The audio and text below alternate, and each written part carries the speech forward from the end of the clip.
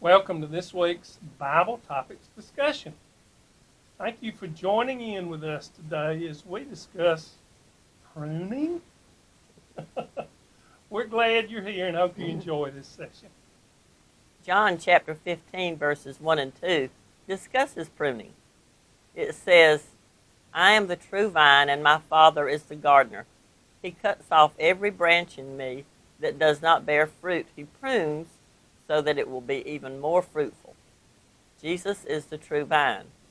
Jesus lives in and through us, so we're his branches. God the Father is the gardener, and he prunes, or as it is sometimes called, cleans, the branches to be more fruitful. What does fruitful mean? Fruitful here means to be more and more like Jesus and to continue his work of spreading the gospel.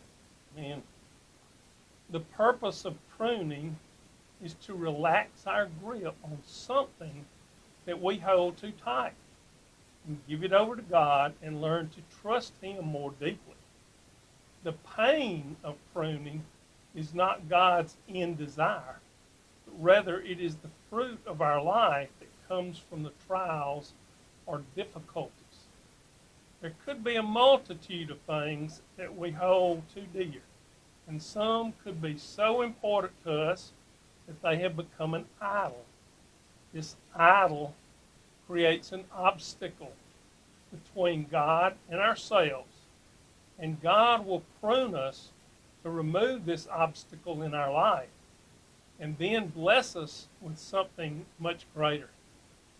God's pruning always leads to good because of what it will eventually produce in our life, but it still stings and sometimes hurts.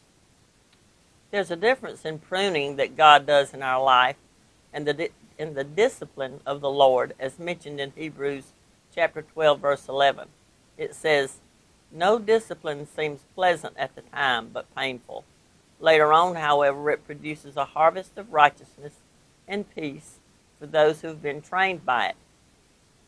Pruning is to help us give over an aspect of our life to God and to be blessed in return by a greater blessing. Discipline is to help us give up a condition of sin that we hold dear and to be blessed by the removal of this sinful condition in our life. God's pruning in our life is because we're doing good and he wants better for us. Learning to listen to God when things are unclear is a tremendous need when our life is being bombarded with discouragement. The best way to know if you are being pruned is to determine where you hurt. Why are you hurting in this particular area? What are you holding on to too tightly? Remember the idle thing? God often prunes us to encourage us to advance in our walk with him. And something that we hold more important than him has to go in order to do this. We will remain discouraged until we can trust what God is doing in us.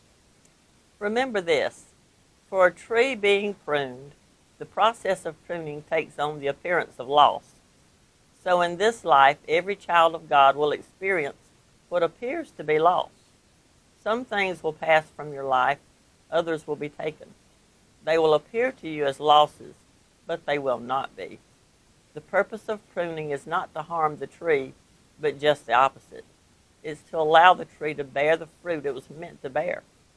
So too in your life with God. When you experience losses, they will not be for your harm. Every loss will be redeemed.